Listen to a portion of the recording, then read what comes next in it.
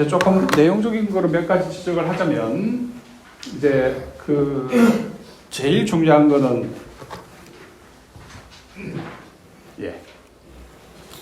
여기 자동개입, 유사시 자동개입이라고 흔히 해석을 하는데, 방금 보신 것처럼 61년 조소조약하고 이번에 2024 조로조약은, 북러조약은 3조가 61년 조약에는 없습니다. 이번에는 들어갔죠. 3조가 아까 보신 것처럼 위협 단계, 직접 위협 단계, 그 다음에 전쟁 단계가 있는데 직접 위협 단계를 설정을 해둔 거죠. 그래서 보자면 이제 직접 위협이 발생을 했어요. 그럼 양국이 당사자들이 만나서 이제 쌍무 협의를 들어갈 텐데 무조건 해야 되기 때문에. 그리고 들어갔을 때 야 이걸 직접 위협이 전쟁으로 갈 건지 안 건지 판단을 해야 될 거 아닙니까? 분석과 판단. 그 단계가 앞에 개입되어 있는 거죠. 그게 61년 조약하고 이번 조약의 가장 중요한 차이입니다. 그래서 그러면 3조가 발동해가지고 만났어요. 양국이 쌍무 협의를 위해서 만났을 때, 야, 이건 좀 아닌 것 같은데? 전쟁 상태 아닌 것 같은데? 하면 거기서 끝나는 거죠. 근데 그 뒤에 직접 공격이 들어왔어. 왜 이 조약은 방어조약이니까? 방어조약입니다. 공격조약이 아니라 둘이 만나서 어디를 공격하자고 합의 본 게 아니라 철저하게 디펜시브 한 거죠. 그러니까 푸틴이 베트남 가서 걱정하지 말라고 한 말이 그 말이죠. 니들이 대한민국이 북한을 공격할 의사가 없지 않냐? 근데 왜 걱정하니? 미국이 북한을 공격할 의사가 없지 않냐? 근데 왜 걱정하냐? 왜 그러냐? 이거는 순수 방위조약인데 그 말인 거죠.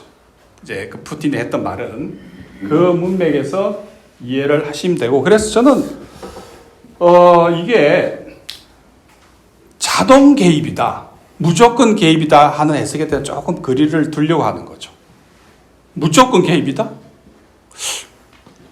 저는 거기에 대해서 약간 딴 분들하고 해석을 달리한 부분이 있습니다.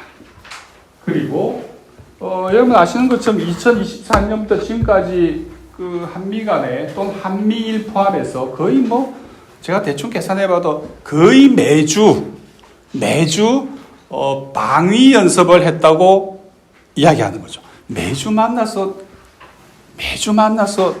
방위 연습만 했다? 매주 1년 내에 매주 만났는데 순전히 방위만 위해서 만났다? 고 이제 공식적으로는 이야기가 되어 있습니다. 해서 방위조약이라는 말을 아까 강조를 드렸고, 제가 조금 이 부분에 강조를 또 드리고 싶은 게, 자꾸 우리가 우리 시각으로만 이 사안을 보면 안 된다는 점을 강조하기 위해서죠. 왜냐하면은 지금 러시아 쪽 입장에서 볼 때 제일 중요한 관심사는 유라시아 안보 시스템입니다. 지금에 없던 거죠. 지금 푸틴은 없던 거를, 지금까지 제대로 작동하지도 않았던 거를 유라시아 안보 시스템을 만들고 있는 겁니다.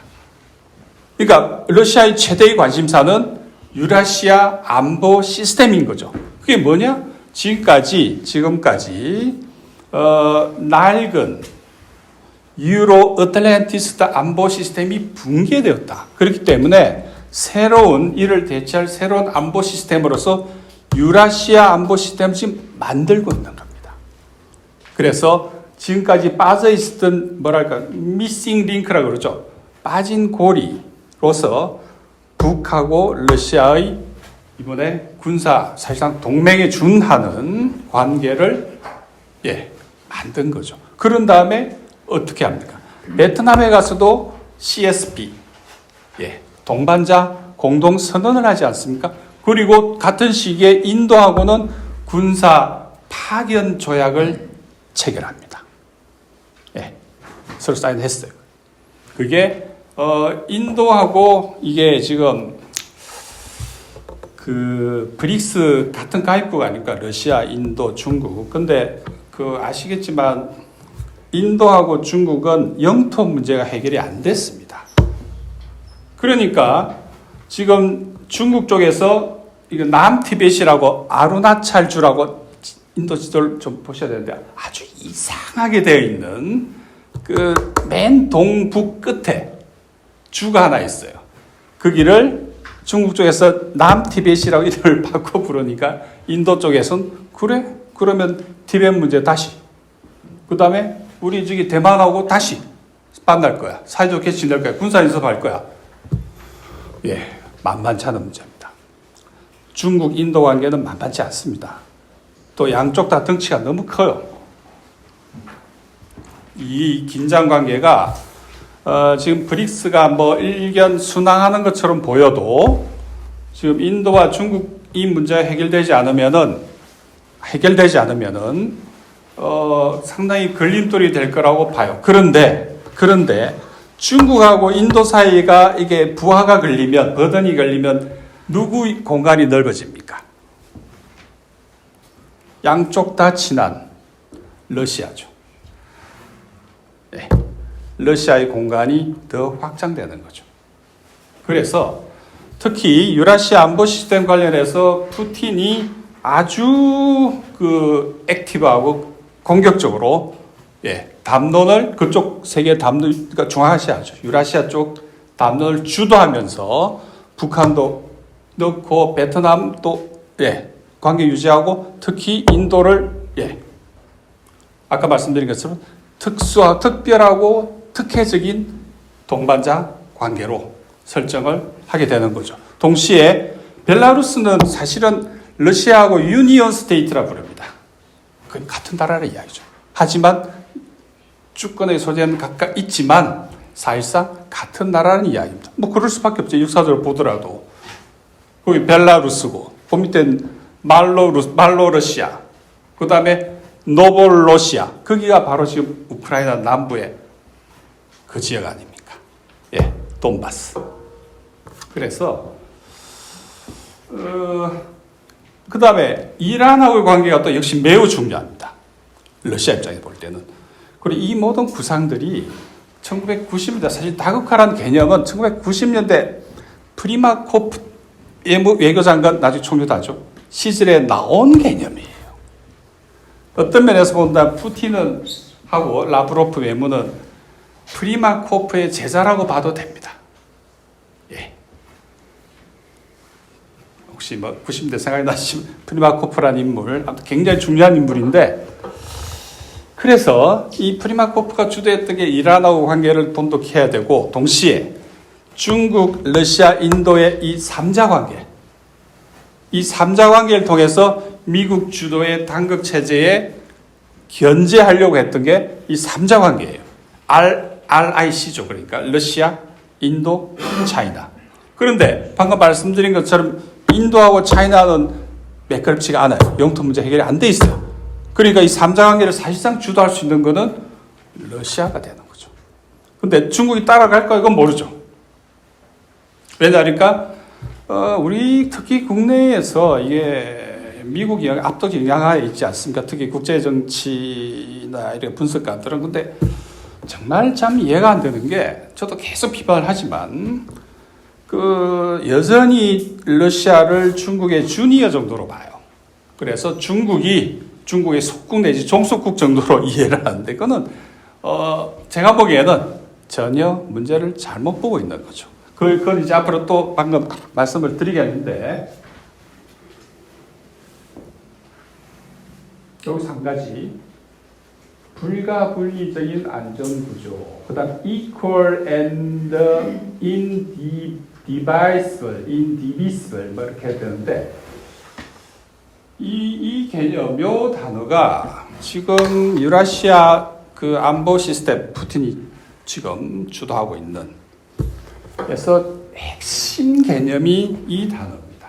안보 불가분의 원칙이라 부르는데, 학자들은. 그러면은 일부에서 보면, 특히 우리나라 보수 쪽에서 해석할 때 보면 이 단어는 뭐 중국이나 푸틴이 맨날 이야기하는 거래요. 말도 안 되는 소리죠. 지금 바이든이 주도하고 있는 글로벌 나토, 아시아 나토 개념의 논리적 근거가 뭐냐면은 유럽의 안보와 아시아의 안보가 인디비지블하기 때문에 아시아에도 나토가 있어야 된다는 논리예요. 방금 보신 것처럼 이 개념은 중국이나 러시아가 하는 말이 아니라 원래 유럽에서 쓰던 개념인 거죠.